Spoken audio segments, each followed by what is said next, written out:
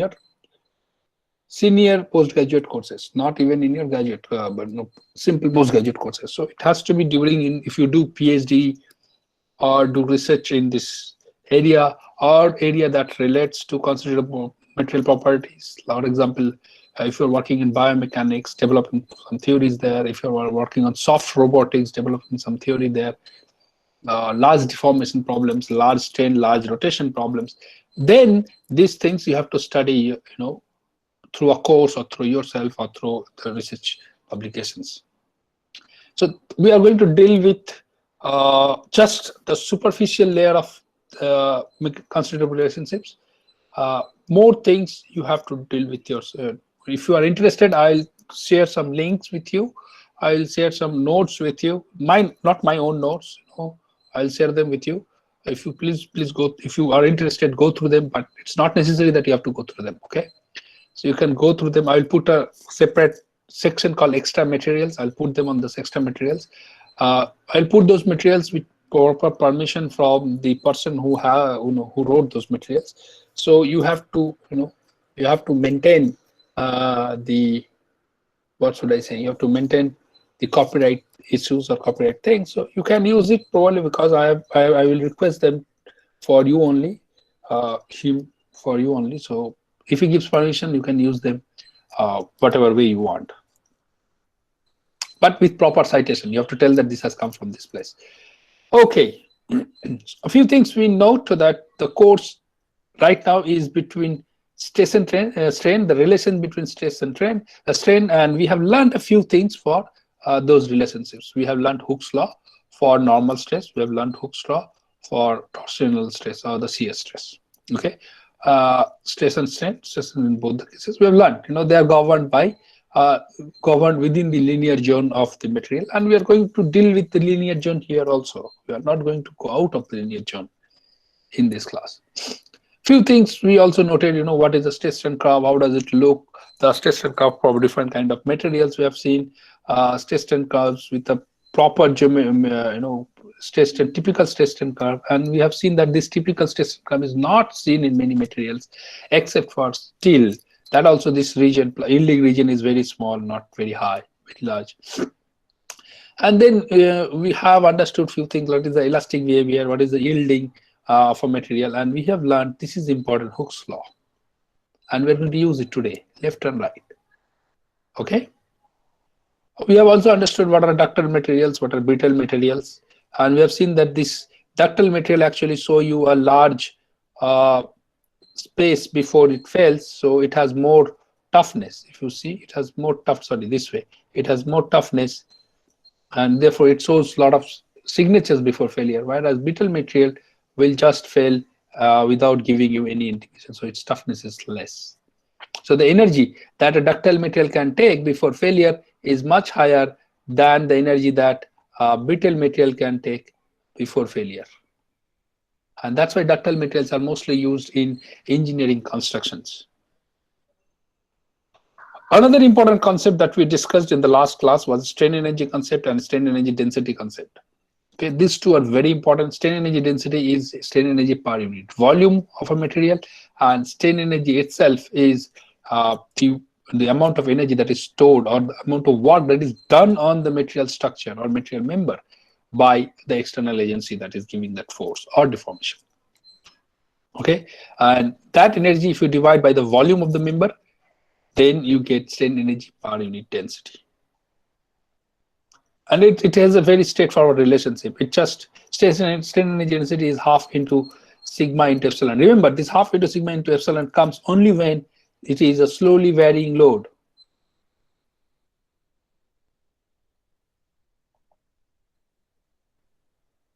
Okay, loading is slowly varying. So that means let me draw it here. That means that if you have a deformation here and if you have load here, then it is like this, slowly varying.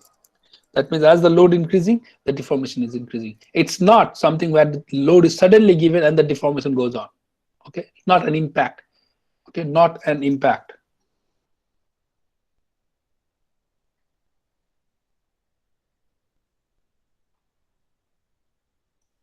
You may question that, but anywhere, any structure, you just suddenly load it, right? Yeah, that's true. We suddenly load it, but those are not impact load. The load, when you load it, the load actually goes through a very small fraction of time, but there is a point of increment of the load. There was a zero load, and this is not suddenly p load. The load, as you put on the structure slowly deforms, and the load also slowly, goes on the structure. So therefore, most of the cases we will assume that it's a p delta relationship is slow varying relationship. But if you have impact, suddenly, like something you hit suddenly, then that's not a slowly varying load.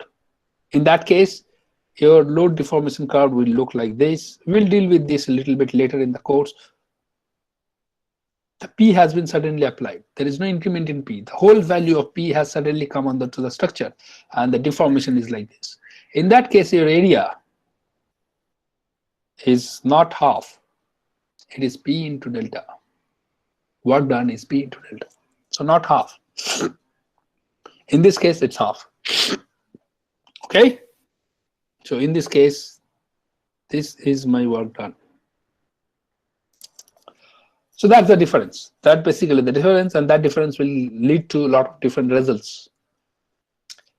All right, so we have understood various material properties that we needed to understand. One of them is Poisson ratio, very important. That gives you lateral strain divided by your axial strain, and there is a negative sign to it, because when you axially elongate a material, the lateral part will squeeze, they will constrict, and therefore there is a negative sign. So okay, and that gives rise to this relationship, which is very important. So if you have a member, and if you actually stress that member will reduce in length like this. Okay, so that's going to happen, and therefore if your strain along this direction is epsilon x and strain along this direction is epsilon y, then the relationship between epsilon x and epsilon y is given by Poisson ratio, and that tells Poisson ratio is minus of epsilon y by epsilon x, and therefore you can use that relationship that epsilon y is equal to minus nu into epsilon x, and this is the relationship that has been used. Similarly, we can do it in the z direction, and that is the relationship that is shown here. Now epsilon x is nothing but sigma x by E from Hooke's law, right? So that comes out to be minus of nu into sigma x by modulus of elasticity. So that is what is written there. That's very simple. We have also learned what is Young's modulus, what is shear modulus, and what is bulk modulus. Please note one thing, in all these formulations that we have here, the moduluses that we are writing here, there is only two unknown. Note this. One of the unknown is E, the other unknown is nu. So you can represent all these three using E and nu. Two material properties. Two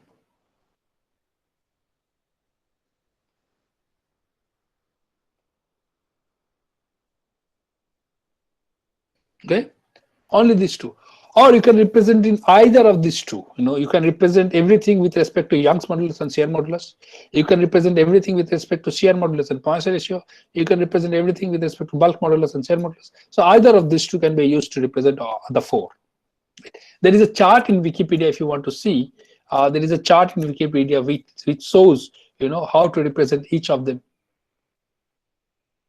Okay, so which represent each one of them, in terms of the other two. I hope if I have that open somewhere, I can tell you which. No, I don't have it open here, so I can't tell you which. Probably you can look into Hooke's law in Wikipedia. Look into Hooke's law.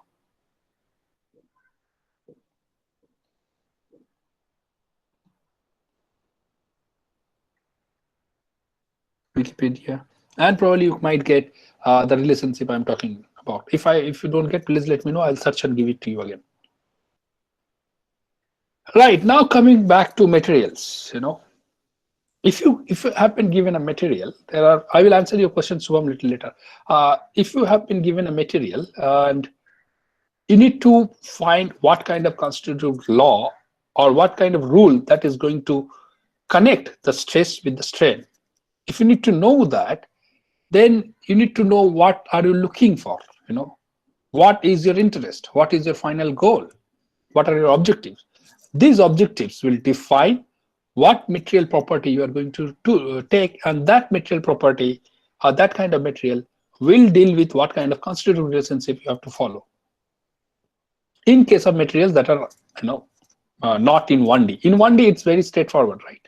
It's sigma is equal to E into epsilon, and tau is equal to gamma G into gamma. That's very straightforward. That's not going to change in 1D. But if it's not in 1D, you need to understand what are you looking for. So we generally divide materials into two parts. One is isotropic, one is anisotropic. We divide it in two parts because we know them right now. We don't know anything that is outside this. If there are materials that are outside this and yet to be discovered, then the formulation might change. I'll talk about these things a little as we go ahead in the course. So there is isotropic material and then is anisotropic material. And then your isotropic material can be divided into two parts. One is homogeneous and the other one is non-homogeneous. Similarly, your anisotropic material can have various forms. It can have orthotropic, it can have transversely isotropic, it can have hyperelastic, it can have monoclinic.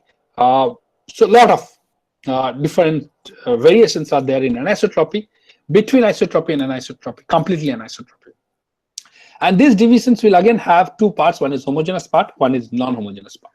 Now, homogeneous and non-homogeneous has nothing to do with the material constitutive laws. It doesn't change in material constitutive laws, but it tells that material constitutive laws will depend on points, or it will be a function of the spatial orientation of the material.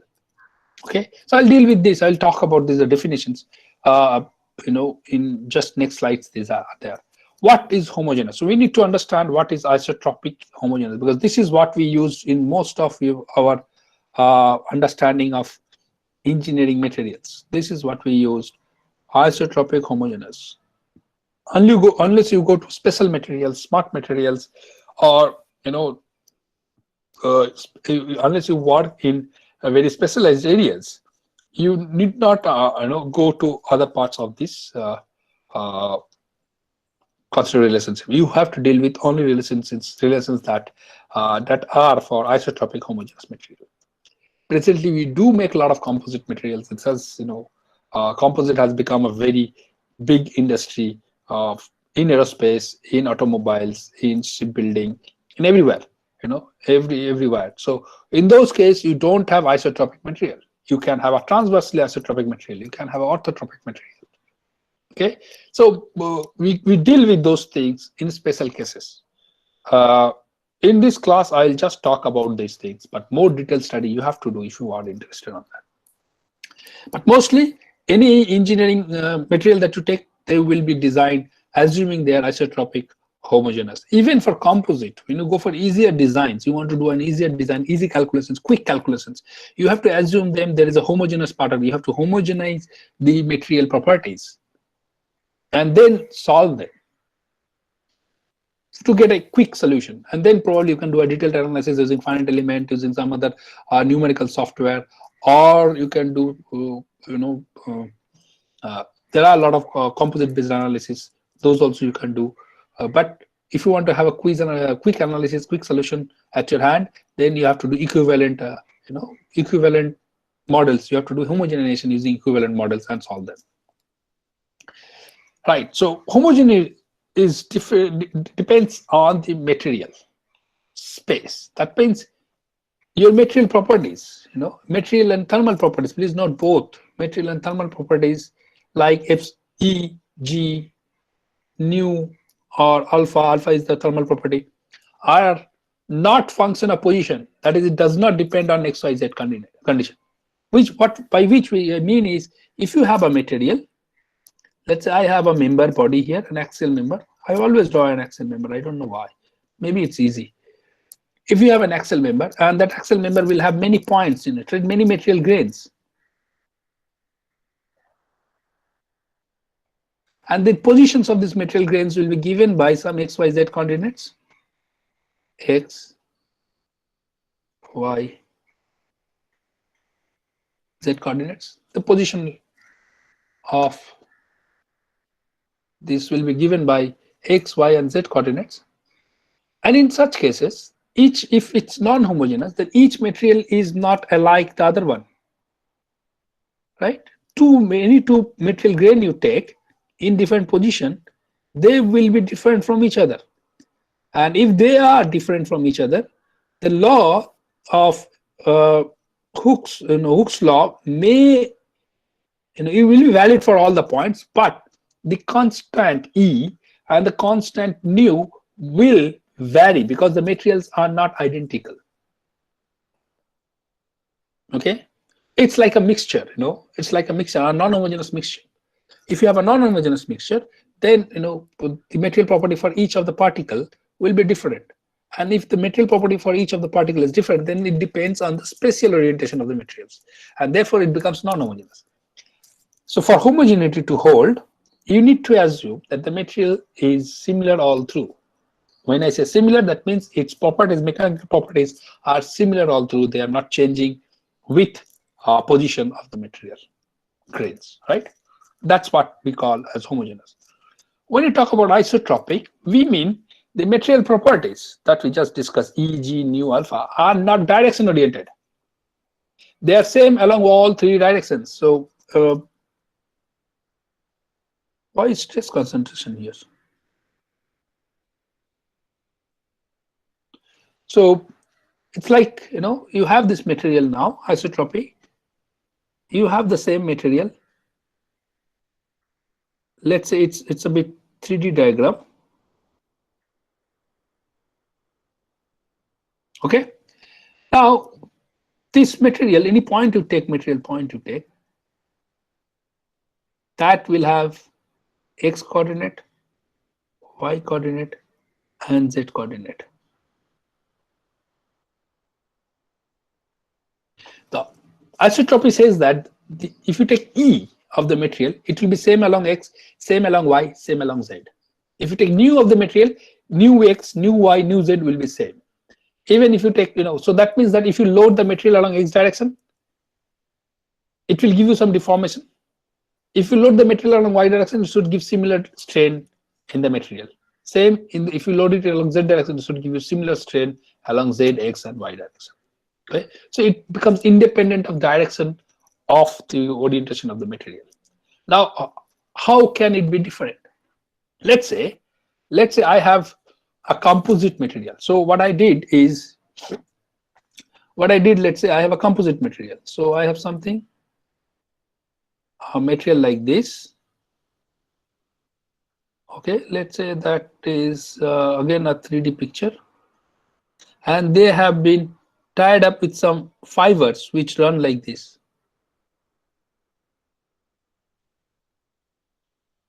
Okay, now let's say these fibers are very, very stronger than that material itself. The material may be rubber, the fibers may be plastic or something.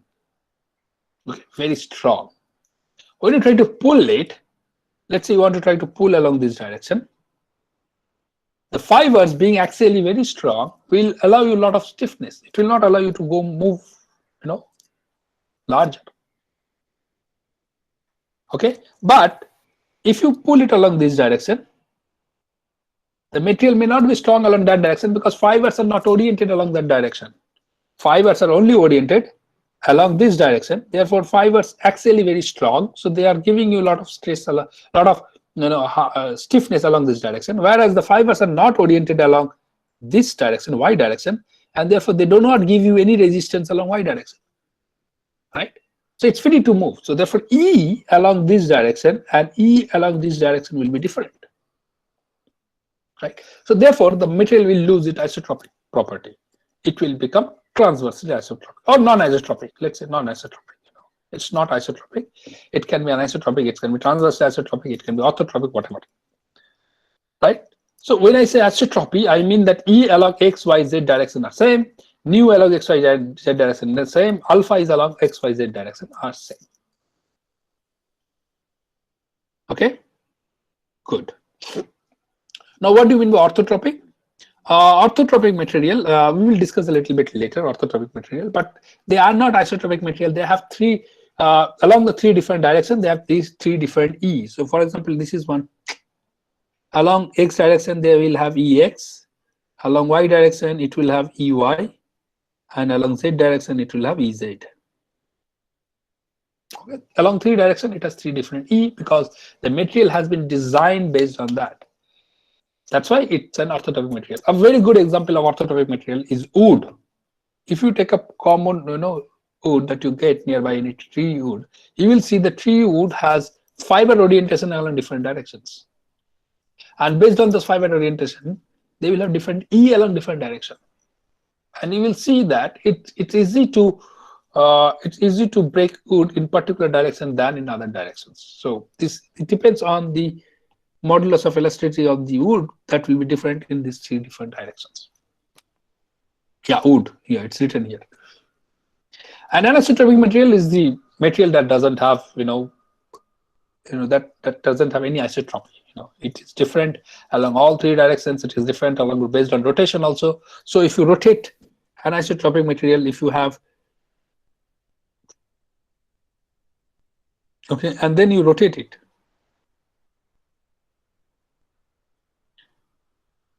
E1, E2, E3, E1 dash, E2 dash, and E3 dash, they will have different property. Okay, they may also have different property along different X. So along positive X, they may have E1. Along negative X, they may have E2. Okay, so anisotropic material is the highest form of differentiation that we can do in different material. It is homogeneous. It can be homogeneous. It may not be always non-homogeneous. It may be homogeneous. That means all points have same properties, but the property changes along the direction for a particular material point, and that is same for all through. So that's homogeneous anisotropy. And non-homogeneous anisotropy will be the material points are also changing. That means the material along with material point, your E values are also changing. Okay, E, nu, alpha, whatever you want to say. You can probably go through the definitions from any book or from any material that you like to take into. So you can go through any book anywhere you want and any notes. Even these notes are fine. What happens now if you look at state of stress at a point in a 3D material, in a general 3D material? So general 3D, what do we get? We have the following as my state of stress: sigma x, tau xy, tau xz, tau zx, sigma y, tau. What? Did I write it correctly? No, I did not. Tau yx, and this one will be tau yz. And here then it will come as tau zx, tau zy, and sigma z. This is my state of stress at a point in a material in 3D, right? Similarly, state of strain can also be written in the same form. If I am looking at only engineering strain, this is sigma x, epsilon x, gamma xy, gamma xz, and then gamma yx, epsilon y, gamma z, sorry, yz, right? And then here gamma zx, gamma zy, epsilon z. So I have 9, 3 cross 3, 9. I have also 3 cross 3, 9 strain components, 9 stress components. Okay. Now they will be related. So this is written as sigma, and this is written as epsilon. So they will be related something like this. Sigma is equal to, so let's write it properly. I think it is written here. Anyway, they will be related like this, that your sigma matrix will be related to your epsilon matrix with some bigger matrix. I will draw it with big capital thing, which you call it C. C is known as stiffness matrix or elasticity tensor. Now this will have components 3 cross 3 cross 3 cross 3. So it will have 81 components, because each of, you try to understand this way, that each of this sigma x should be related to 9 of these strains. Each of these tau xy has to be related to 9 of this strain. So you get how much? 9 cross 9, right? So they should be written, one of them, let me write it. It should be sigma, let's say sigma x should be equal to something around C11 epsilon x plus C12 gamma xy plus C13 gamma xz plus C14 gamma yx, and so on and so forth. You will go at the end at C19 epsilon z. Right, so you will get each one of them will have 9 coefficients. So there are 9 sigma x's like that, sigma x, tau xi, all those are 9. So you will have 9 cross 9, 81 material constants that are needed to find out to get a complete relationship between sigma and epsilon. And that's why it is written here, you need 81 material constants. Think on this line, how is this 18 coming? 18 is coming because if I write this sigma in instead of a matrix, if I write this sigma as, can I add a page here? Possibly, yes. So if I write this sigma as a row vector instead of a matrix, because they are unknowns, right? I can put them as row of unknowns. So this is sigma x, sigma y, sigma z, tau xy, tau xz, tau yx, tau yz, tau zx, tau zy.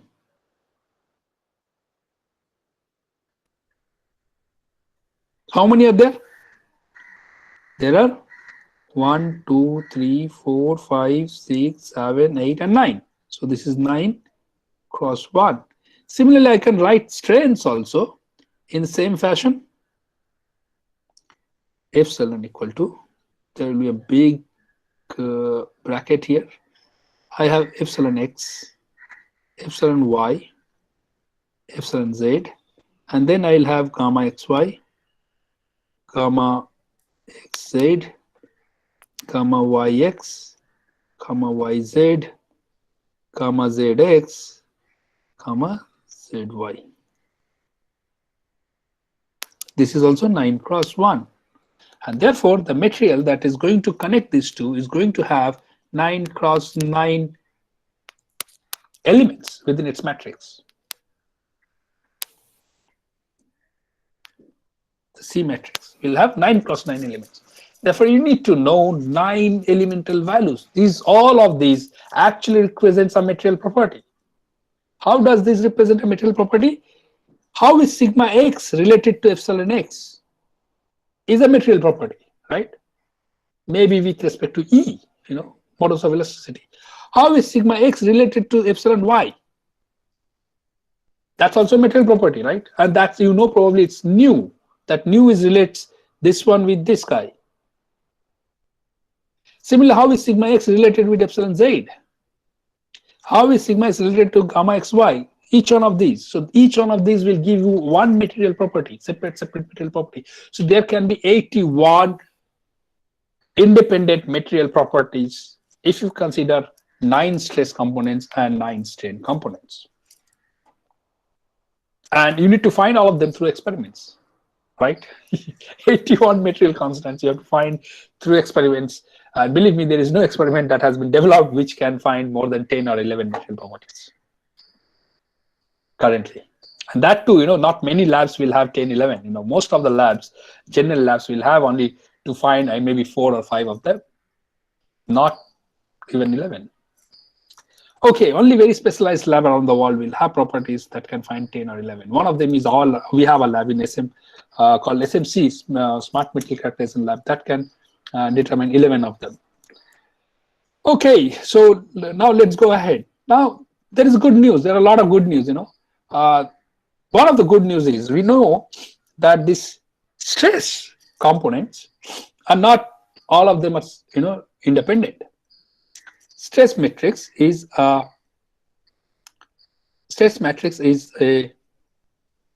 symmetric matrix, right? And therefore I don't need 9 of them. I can know only 6 of them, and that's enough for me, because rest of the 3 I can find from the other 3 that are there. This is called complementary stresses, right? So we don't need to find all of them.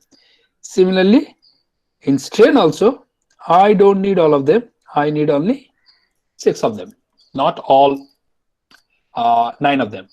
So now I have independent 6 stress components and independent 6 strain components. So my relationship reduces to unknowns, reduces to only this. So remember that I have bought 1, 2, 3, 4 like this, because it becomes easy to represent them writing x, y instead of writing x, y, z. So 1, 2, 3, 4, 5, 6 independent stress components, 1, 2, 3, 4, 5, 6 independent strain components. One thing to note here, these are all engineering strain.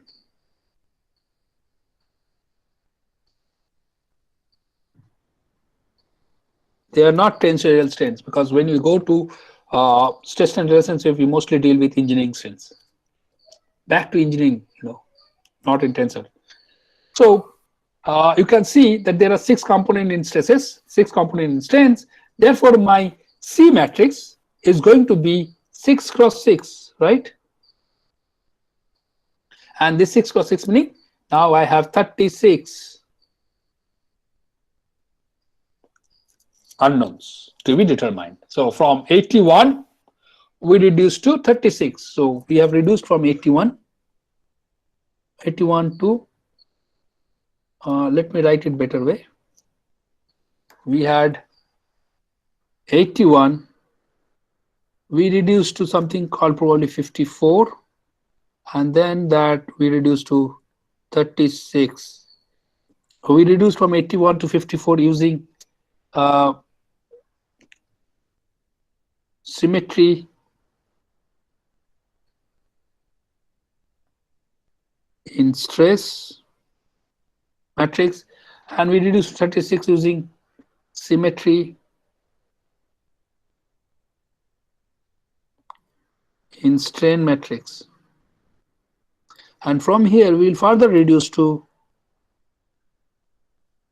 21 using symmetry in C matrix. We'll talk about this in a minute. Before I go to that, I want to mention 2 things. One is called elasticity tensor. Elasticity tensor or a stiffness tensor, which is represented by C, that relates strains with stresses. Okay, so strain and stress relationship is given by stiffness or elasticity tensor. Similarly, there is something called flexibility or compliance tensor, which is just the opposite. That means it relates your stresses to your strains, and therefore they are given by a simple relationship is C is inverse of S, or S is inverse of C, vice versa. So please remember these names, because they will be used frequently, not in my class but in notes or in the higher courses that you take. They will be very frequently used. So when you talk about elasticity tensor or a stiffness tensor, that means you're talking about relationship between strain and stress. When you talk about flexibility or compliance tensor, you're talking about relation between stress to strain. One of them is easier in many analysis, one of them will be difficult. So based on the analysis, you can use either of them. And then once you get C matrix, you can inverse it to get S, or if once you get S matrix, you can inverse it to get C matrix. We'll see. Right, how is this C matrix going to be symmetric? That's a question. What happens is, you understand there is a symmetry in stresses, there is a symmetry in strains, and these symmetries, and therefore these coefficient matrices or the C matrix should also represent some symmetry over the planes. How is it going to happen? This is the compliance part of the same thing, same representation, the compliance part. So these are the compliance matrices that will relate your S matrix. So this is going to be epsilon equal to epsilon I equal to Sij into sigma j. So this is what is S. All right. This is what I have discussed, is all given here. You can go through this, and it is also given more that I'm going to discuss in the next few slides. Now look at strain energy density function. Okay, if I have a strain energy density function U naught, okay, if I have a strain energy density function U naught, that will be given by half into Cij epsilon I epsilon j, right? Yes. If you are not able to see this, it's going to be U0. We know U0 is half into sigma into epsilon, which is written as half into E into epsilon, right? So 2 epsilon comes in. So therefore, it is written as Cij into epsilon I into epsilon j. The strain component, strain density function component due to epsilon I and epsilon j will be given by this. Right now, the same strain can be written in another form, half into Cji epsilon j epsilon I. Okay, so it is like you are giving a load along j direction and you're measuring strain along I direction, and then you are giving a load along I direction and you're measuring strain along I direction. So that's what the work done for that is given by this. Now you can subtract this, both the work done will be same. If both the work done is same, then this is going to be 0 because this is non-zero, strain is non-zero. Therefore, Cij is going to be Cji. And therefore, Cji matrix is a symmetric matrix. And then the number of unknowns reduces to, from 36, it is symmetric, so it will become now 36 plus 6 divided by 36 plus 6 divided by 2 equal to 21. So this has 21 components or elements.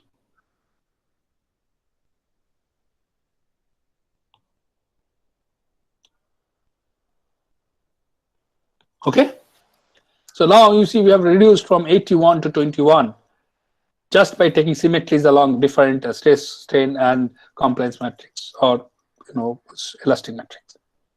Now there is something more. Most of these 21 components are for anisotropic materials. So if you have an anisotropic material, you need to find these 21 material constants. So for an anisotropic material, you need to find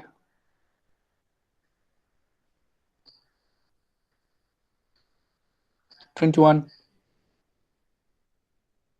material constants, okay, to get a complete picture of stress strain relationship. But there are good news, a lot of good news, and that's why we are very, very lucky. Nature made us very lucky. One of these good news are most of the materials show more symmetry in their crystal structure. There are a lot of symmetry that comes in the crystal structure. I'm not going to go to details of this because this is not part of the course. Second is, I am not a materials person that I can tell you or explain you much better way these material symmetries, but I'll just give you a little bit hint. But you can go through these lecture notes. One of them is from the Stanford University, shared by Professor Ilax. He's a materials person, so he shared that to me so that I can give you the link so that you can go through it. The other one is in Hindi. I'm sorry because that's what I got. This is in Hindi from a solid state, guy who does research on solid state chemistry. So he has talked about these things in Hindi, and he has shown a lot of animations. In this sense, not animations, lot of hand things, model things that he has shown. So probably it is easy for you to understand. So what happens? Your materials are generally in a crystalline form.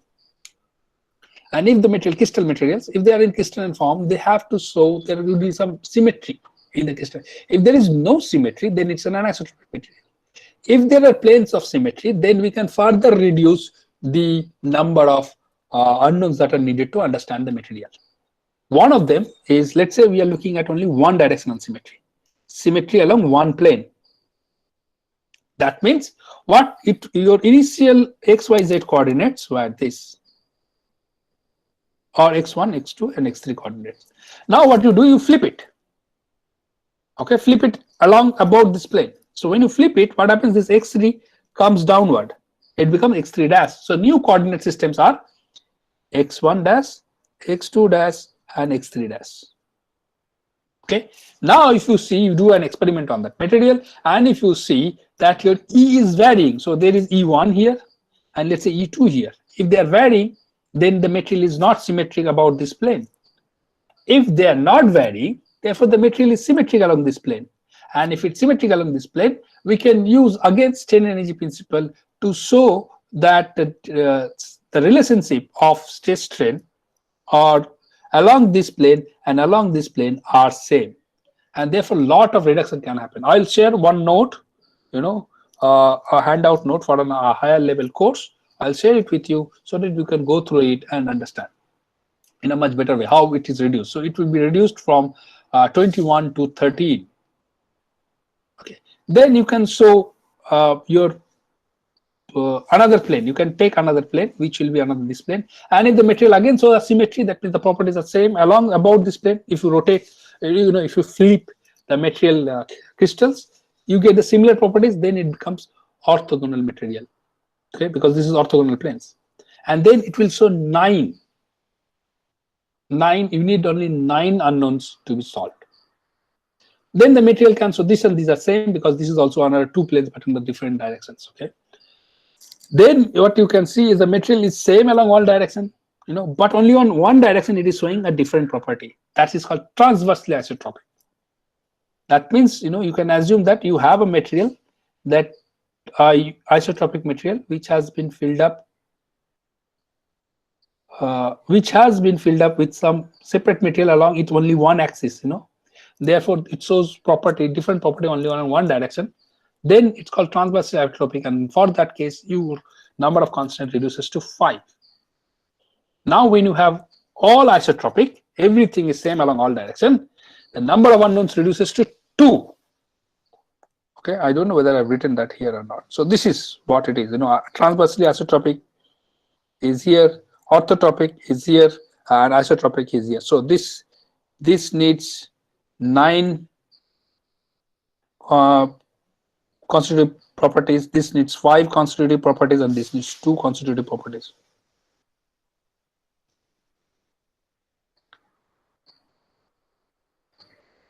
And these 2 properties can be either E nu pair, can be E g pair, or can be E k pair, whatever you want, but mostly we use E nu pair to find the relationship.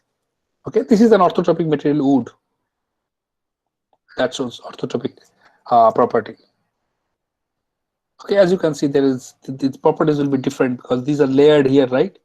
So property along this and property along the vertical upward direction will be different for this material. Okay, I hope it explains a little bit. So finally, I'll say that the constitutive relationship on isotropic material, it boils down to finding these elements, C1, C2, this one, this one, this one, and these guys. You can see all of them are represented by only 2 components. One is C11, one is C12. And then it is symmetric. Most of these values are 0 for isotropic material. So therefore, your sigma x here does not depend on gamma xy, gamma yz, gamma zx. Similarly, your sigma y does not depend on these 3. So your sigma doesn't depend on gamma. Note that. That's very important.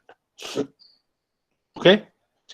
Right. What I'm going to show today is a lecture video by Professor Ramesh on experimental stress analysis.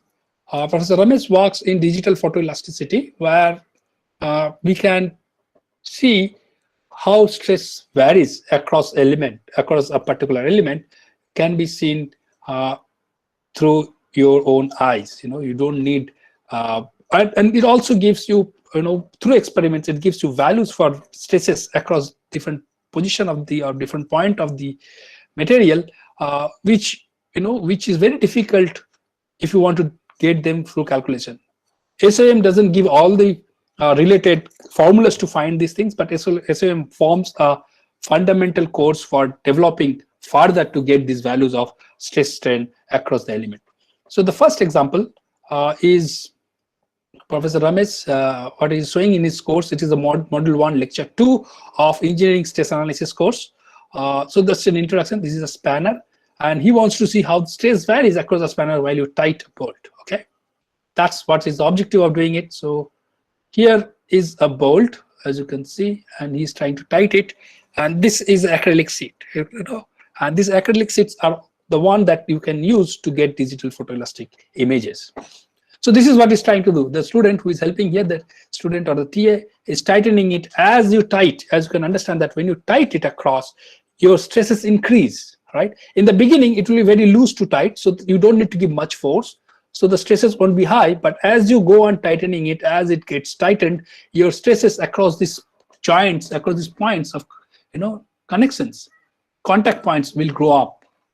Okay, now we would like to see how it grows up so if you see this image, this is the spanner. As you can see, this is the part of the spanner where we are mostly interested in the stress. We are not interested in the stress in the rest of the part, because that will be almost like an average stress. The stresses will be high, or stresses will be non-average, not an average. That will be high values near the joint contact points.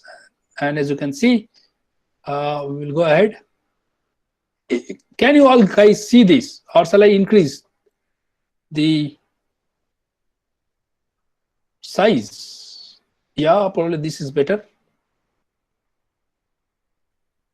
So here's Professor Ramesh.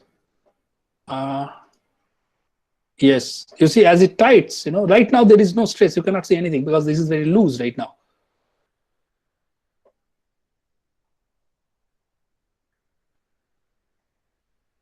But as you go on tightening it, yeah. Now you can see the coming pictures.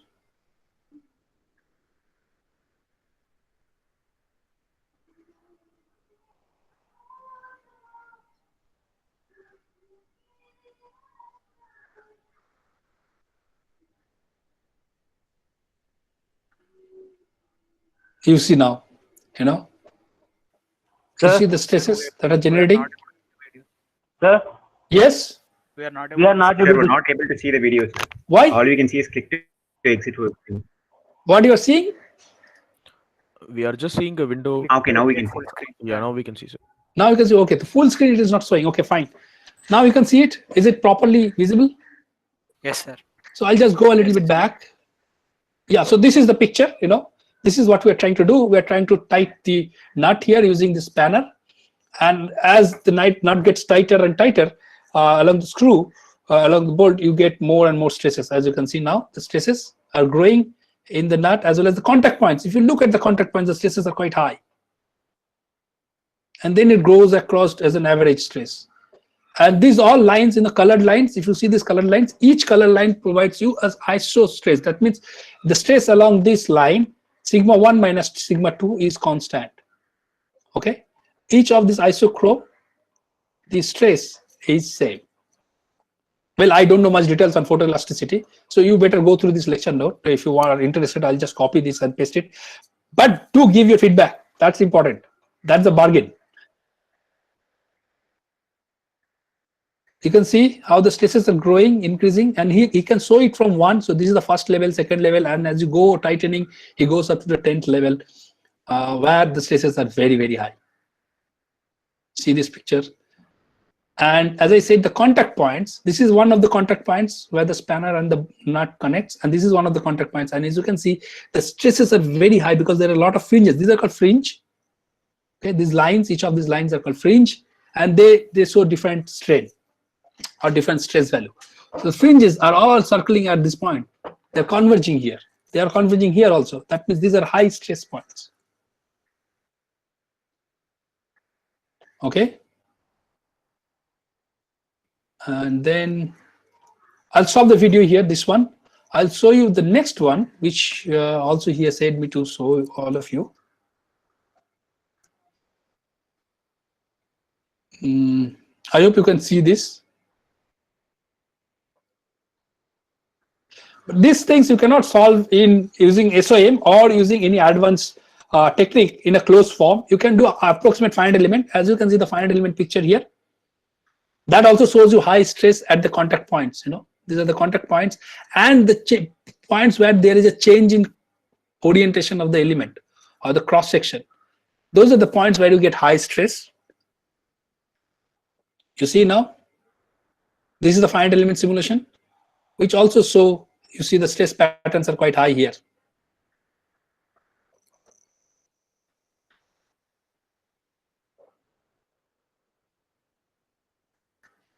See, this is the digital photo image, and it shows sigma 1 minus sigma 2. As you know, that stress at any point is not only sigma x, sigma y, and tau xy. All three values, and all three values you cannot see in a picture. So what you get is sigma 1 minus sigma 2. That gives you a single value. Sigma 1 is I think first principal stress, and sigma 2 is minimal principal stress. And you get the difference, and that is what is plotted here. And from that you can get other values. So there are ways to get other values, sigma xx, sigma y, xy, and all those values. There are ways to get them. And also you know that sigma 1 plus sigma 2 is an invariant. Okay, so using both you can solve all these.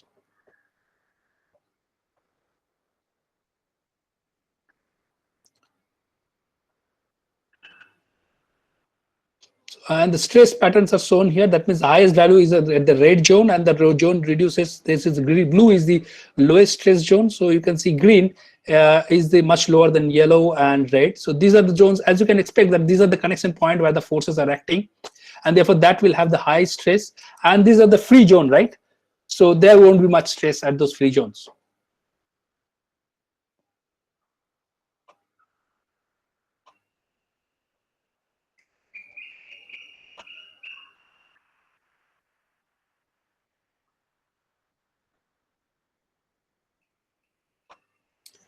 So what I'll do is I'll share these video lectures with you. The link, you can see those link, and give me comments later also. But right now you should give me some comments so that I can share them with you. And then there is another one. This is another important from our course perspective, where you can see there's a plate. This is a plate, and the plate has a hole. Okay, this is a circular hole, the first one. This is another plate with an elliptical hole, and this is the similar kind of plate, but there is no hole. There is an edge crack here. If you see, if you follow the this is the edge crack here. Okay, and similar digital photo images are taken, and as you can see, the stresses are concentrated at this zone, this zone, this you can solve with advanced solid mechanics. You can get some pattern which is similar to this using analytical methods, but numerical methods will give you better results. Exact solutions are difficult for this kind of problems once you go for 3D, but 2D you can get the proper analytical expressions. For elliptical, the stresses are high along the what do you call it, the longer axis. The longer axis, the principal axis, the stresses are high along this, but they are lower at the minor principal axis. Along the edge crack, if we see the high stress is along the edge, where the material just started getting. So this is a crack, so there is no material here, and the material starts at this point. So there is a high stress at this point. So this picture shows this, and then there's an animation that follows, which probably starts at here. You can see. This is at the lower load, so this is a biaxial load that is given to the material, and the crack, the load increased. This is the load increment 1, 2, 3, 4, 5, 6, 7. I think he shows you the animation also. I have seen that, but probably right now I'm not getting where is the animation point. He shows you what happens at load 1, what happens at load 2. The axial load is given to the material. Yeah, this is where it is. Yeah.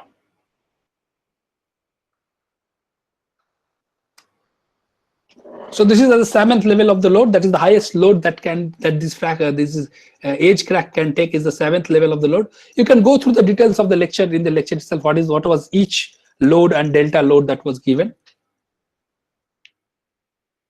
Okay, and they show the contours of sigma 1 minus sigma 2, and from that you can calculate our stresses. So with this, I will stop this video.